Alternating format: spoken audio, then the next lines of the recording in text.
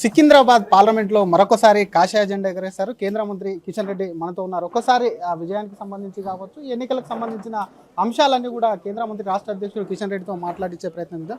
కిషన్ రెడ్డి గారు, ఎలా చూస్తారు మీ గెలుపును? దాదాపుగా 50,000 మెజార్టీతో మరొకసారి కాషాయ జెండా ఎగరేశారు. ఎట్లా చూస్తారు ఈ ఎన్నికల్ని? ఎన్నికలు తెలంగాణ రాష్ట్రంలో నరేంద్ర మోడీ గారి నాయకత్వం పట్ల విశ్వాసంతో ఎన్నికలు సరళి పోలింగ్ జరిగింది.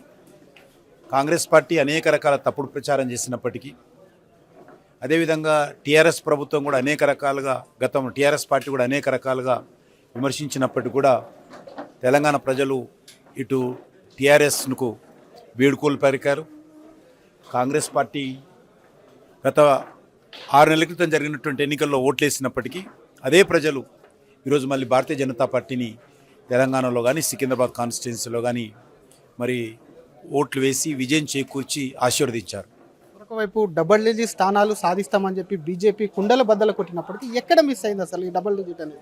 డబుల్ డిజిట్కైనా మొదటిసారి ఆంధ్రప్రదేశ్లో, ఉమ్మడి ఆంధ్రప్రదేశ్లో కానీ తెలంగాణ రాష్ట్రంలో కానీ భారతీయ జనతా పార్టీ స్థాపించిన తర్వాత అత్యధికమైనటువంటి సీట్లు ఈరోజు అధికారంలో ఉన్నటువంటి కాంగ్రెస్ పార్టీతో సరిసమానంగా ఈరోజు రావడం జరిగింది. మేము కొంత 1-2 సీట్లు తగ్గినప్పటికీ కూడా బీజేపీ చాలా సంతోషంగా ఉన్నది.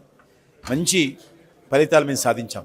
ఒక కామెంట్ చేశారు ఇందాక, ఎంఐఎం మాతో పోటీ చేసిందంటే మీ మీద ఇండైరెక్ట్ ఎంఐఎం పోటీ చేసి ఏ విధంగా? అసలు కాంగ్రెస్ కాదు ఎంఐఎంతో పోటీ అన్నది ఎట్లా? అది అసలు కాంగ్రెస్ పార్టీ ఎక్కడ కూడా కనిపించలేదు కొన్ని కాన్స్టిట్యున్సీ అసెంబ్లీ నియోజకవర్గాల్లో.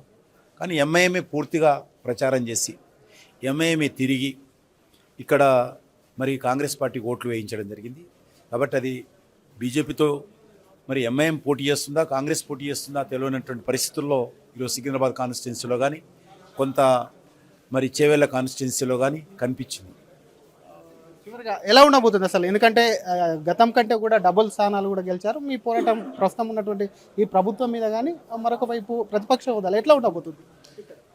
ఇక్కడ ఖచ్చితంగా రానున్న రోజుల్లో ఒక నిర్మాణాత్మకమైనటువంటి ప్రతిపక్షంగా భారతీయ జనతా పార్టీ ఉంటుంది.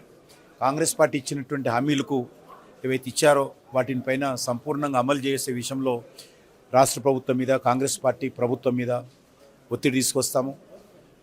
ఒక సమగ్రమైనటువంటి కార్యాచరణ ప్రణాళిక రూపొందించుకొని ఒక రాజకీయ ప్రత్యామ్నాయ శక్తిగా ఈరోజు ఇటు కాంగ్రెస్కు, బీఆర్ఎస్కు, ఎందుకంటే బీఆర్ఎస్ ఆల్మోస్ట్ మరి ఈరోజు తెలంగాణ ప్రజలు మరి ఆ పార్టీకి వీడుకోలు పెరిగారు.